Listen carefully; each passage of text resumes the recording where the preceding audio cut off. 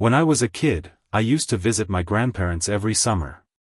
They lived in an old farmhouse on the edge of a forest, quiet, isolated, peaceful, or so I thought. One evening, I found a photo album in the attic. It was covered in dust and tied shut with a frayed red ribbon. I opened it, expecting childhood photos, but instead, each page had pictures of children. None of them were smiling. They all looked terrified. Behind them, a shadowy figure loomed in the background, tall, with twisted limbs and no face. The same figure appeared in every photo, growing closer in each one.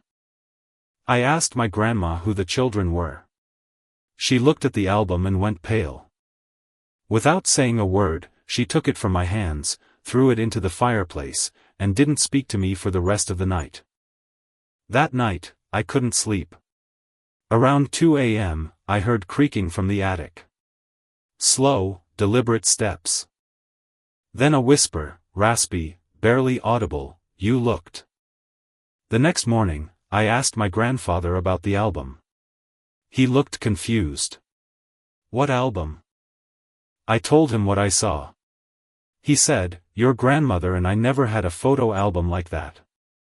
Later that week, I snuck up to the attic again. The fireplace downstairs had long since gone cold, but the room reeked of smoke.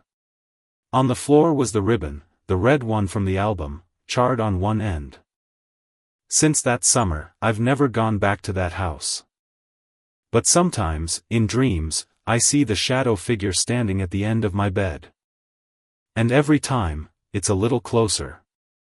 Implied continuation of the nightmare, figure crossing over from memory into reality. Suggesting she knows more and is hiding something deeper. Further dream sequence, the past children still trapped somehow. Hinting the presence never left, still watching from the forest. Final scare moment, the thing is near again. The presence is real, no longer just a dream.